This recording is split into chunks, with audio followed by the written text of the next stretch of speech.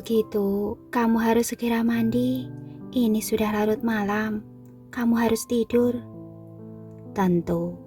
Niko kemudian menarik wanita itu ke dalam pelukannya dan menyuruhnya duduk di pangkuannya. Tiara merasa sedikit malu duduk begitu dekat dengannya, tetapi kemudian dia ingat bahwa mereka telah melakukan hal-hal yang lebih intim sebelumnya.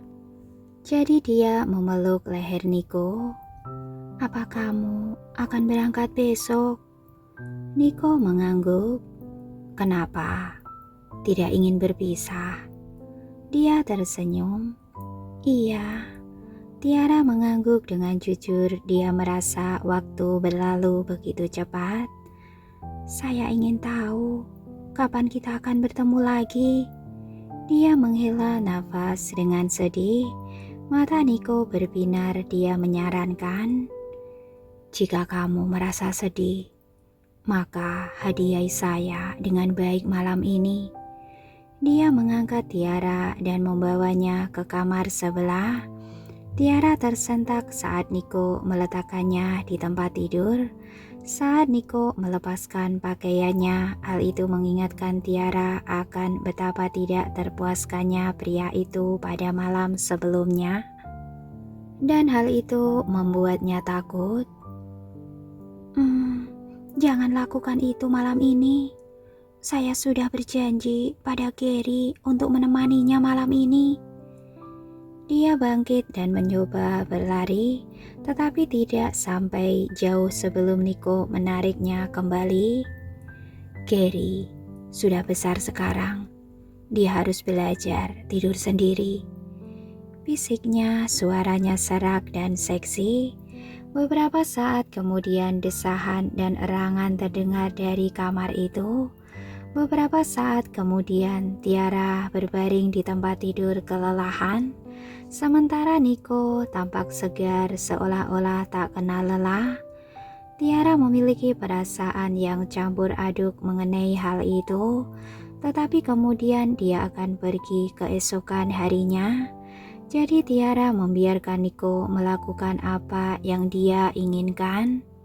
Ketika Gary terbangun di kamarnya keesokan paginya, dia tidak melihat Tiara di sekitar dan itu membuatnya marah.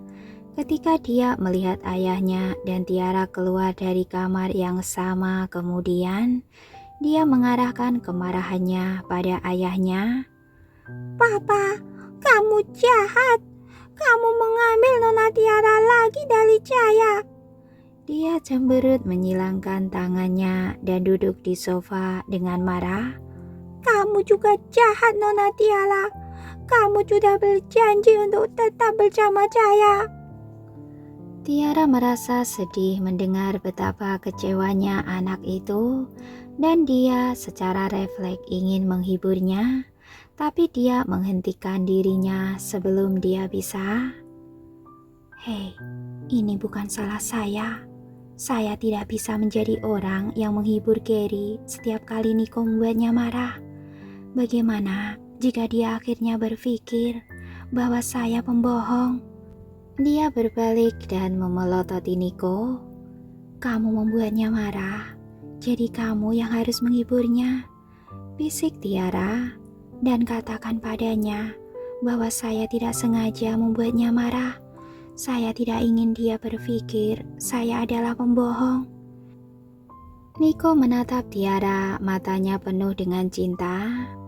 "Tentu saja," kata Niko, dan dia menghampiri anak itu. Anak laki-laki itu menyadari ada seseorang yang datang. Dia mengira itu adalah Tiara dan tersenyum. Dia hendak mengadu kepada Tiara, tetapi kemudian dia melihat sepasang sepatu kulit hitam di sampingnya. Ketika mendongak, dia melihat wajah ayahnya dan mendengus. Kemudian dia berpaling dan mengabaikan ayahnya. Niko tidak keberatan. Dengan tenang dia meringkuk lebih dekat dengan putranya itu. Entah kenapa anak laki-laki itu terlihat ragu-ragu setelah beberapa saat. Kemudian dia tampak tidak terlalu marah, tetapi dia tetap mendengus pada ayahnya. Kemudian dia turun dari sofa dan berlari ke arah Tiara. Nona Tiara, saya ingin dipeluk. Berlawanan dengan bagaimana dia memperlakukan ayahnya, dia berseri-seri ke arah Tiara. Tiara menggendong anak itu dan dia menatap Nico merasa terkejut. Apa yang dia katakan untuk menghibur Gary begitu cepat? Dia ingin tahu tapi dia tidak punya kesempatan untuk bertanya. Setelah mereka sarapan, mereka turun dari kapal. Dalam perjalanan pulang, Tiara memandang Gary yang sedang bermain dengan Pandu. Dia teringat akan apa yang terjadi di kapal dan dia pun mendekat ke arah Nico. Bagaimana kamu menghiburnya tadi? Nico melirik ke arahnya dan tersenyum. Saya mengatakan padanya bahwa mungkin saja kamu bisa tinggal selamanya jika kamu mengandung bayi saya. Tiara tampak ketakutan. Dia benar-benar berbohong kepada anaknya. Dan siapa yang bilang saya akan mengandung bayinya? Mobil melaju ke sepanjang jalan dan akhirnya tiba di Bandara Wina. Ucapan selamat tinggal yang penuh air mata terdengar di pintu gerbang dan Tiara tidak ingin mengucapkan selamat tinggal. Gary menangis dengan terseduh-seduh. Saya tidak ingin pergi. Nona Tiara, saya tidak ingin meninggalkanmu. Begitu juga dengan saya. Dia juga menangis. Tapi dengarkan saya. Permisahan ini hanya untuk reuni yang lebih baik. Begitu kita punya waktu, saya akan meminta ayahmu untuk membawamu ke sini, oke? Itu bukan gagasan yang bagus. Gary cemberut merajuk. Tiara tersenyum dan terus membujuknya. Kamu anak yang baik kan? Saya tahu itu.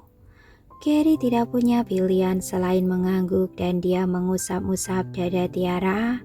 Dia mendengus dan berkata, Kalau begitu, saya akan pergi. Pikirkanlah selalu tentang saya. Saya juga akan selalu memikirkanmu. Saya akan merindukanmu. Tiara mencium keningnya dan menurunkannya. Dia khawatir dia akan membawa anak itu pulang jika dia terus menggendongnya. Pandu memberikannya sebuah tisu, banyak hal yang ingin dia katakan padanya. Tetapi pada akhirnya dia hanya berkata, jaga dirimu baik-baik. Saya akan datang menemuimu jika ada waktu. Tiara mengangguk dan dia menyeka air matanya. Kamu juga, ingatlah untuk makan. Jangan melewatkan hanya karena kamu sibuk. Dan jangan lupa untuk mengerjakan tugas-tugas sekolahmu juga. Pandu mengangguk karena merasa khawatir. Dia berkata, jangan membuat saya terdengar seperti satu-satunya anak di sini. Kamu juga harus berhati-hati. Jangan terlibat dalam masalah apapun. Jika ada yang memberi masalah, beritahu saya. Saya bisa melindungimu dan jangan berhemat lagi. Saya bisa menghasilkan uang sekarang. Akhirnya dia mulai mengomel dan memberitahu Tiara tentang semua hal yang harus dia perhatikan. Tiara merasa sedih beberapa saat yang lalu, tetapi adiknya berhasil membuatnya tertawa. Oke, saya mengerti. Teruslah mengomel dan orang-orang akan mengira kamu adalah ayah saya. Setelah Tiara, kemudian dia menatap Nico yang terdiam. Kamu juga harus menjaga dirimu sendiri. Jangan melewatkan waktu makanmu. Gary akan mengawasimu dan saya akan merindukanmu. Dia menerkamnya dengan malu-malu dan memeluknya. Saya juga akan merindukanmu. Dia tidak berkata apa-apa lagi meskipun dia membungkuk dan mencium kening Tiara. Sudah waktunya bagi mereka untuk pergi dan Tiara melihat mereka berjalan melewati gerbang. Bahkan setelah mereka pergi, dia masih berdiri untuk waktu yang lama.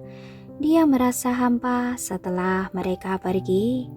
Ketika Tiara meninggalkan bandara, dia menarik nafas dalam-dalam dan memutuskan untuk melakukan sesuatu untuk hari itu, atau suasana hatinya akan menjadi sangat buruk. Dia menelpon gurunya dan membatalkan kepergiannya. Lalu dia pulang ke rumah dan mengambil biola yang beri nama surgawi yang diberikan adiknya sebelum pergi ke orkestra. Tiara mengetuk pintu ruang latihan dan masuk. Hathaway menatapnya penuh kasih sayang. "Kamu akhirnya kembali. Maaf, saya mengambil cuti beberapa hari, Nona Hathaway." Dia tersenyum meminta maaf. "Tidak perlu meminta maaf, keluargamu datang menemuimu. Jadi tentu saja kamu perlu meluangkan waktu bersama mereka." Hathaway menatapnya dengan tidak setuju dan dia tersenyum. "Kami akan mengadakan pertemuan kecil malam ini untuk merayakan ulang tahunmu." Tiara adalah murid Hathaway dan mereka tahu bahwa dia akan naik pangkat dengan cepat di masa depan. Hampir semua orang di orkestra senang berteman dengan Tiara. Jadi ketika mereka mendengar tentang kembalinya Tiara dari masa rehatnya, mereka berencana mengadakan pesta ulang tahun untuk Tiara. Dia tahu bahwa itu adalah tanda kebaikan para anggota, jadi dia tidak menolaknya. Orkestra mengadakan pesta ulang tahun kecil-kecilan malam itu, dan mereka bahkan memainkan lagu ulang tahun untuknya. Mereka juga membelikannya kue dan itu membuat Tiara menjadi wanita yang sangat bahagia. Kesedihan saat mengucapkan selamat tinggal kepada keluarganya juga terhapus. "Terima kasih semuanya." Dia berterima kasih kepada para anggota dengan tulus. Setelah mereka membagi-bagikan kue, beberapa orang mulai mendatangi Tiara untuk mengobrol dengannya. Mereka semua bersikap baik. "Tiara, semua orang tahu tentang penampilanmu di hari jadi. Banyak dari mereka yang memuji Nona Hathaway karena memiliki murid yang hebat sepertimu. Beberapa bahkan bertanya kepadanya tentang penampilan solo kamu, tetapi dia mengatakan tidak ada rencana untuk itu untuk saat ini. Dia mengatakan bahwa kamu masih memiliki banyak kekurangan dalam hal keterampilan, jadi dia belum berencana untuk membiarkanmu tampil solo." "Saya pikir Nona Hathaway sangat ketat terhadap kami, tapi dibandingkan denganmu, kami beruntung." Mereka terus mengobrol dan Tiara pun menceritakan kejadian-kejadian yang terjadi selama dia pergi. Dia menyadari bahwa dia semakin mencintai orkestra. Orkestra di luar negeri memiliki kebiasaan memuja yang kuat. Jika seseorang ingin mencapai posisi yang lebih tinggi, mereka akan mengalahkan saingan mereka dengan keahlian mereka sendiri, bukan dengan skema seperti yang terjadi di negara aslinya. Setelah pertemuan selesai, Tiara merasa mabuk karena terlalu banyak minum. Hathaway merasa khawatir dengan dirinya. "Bisakah kamu pulang seperti itu, Tiara?" "Iya, jangan khawatir, Nona Hathaway.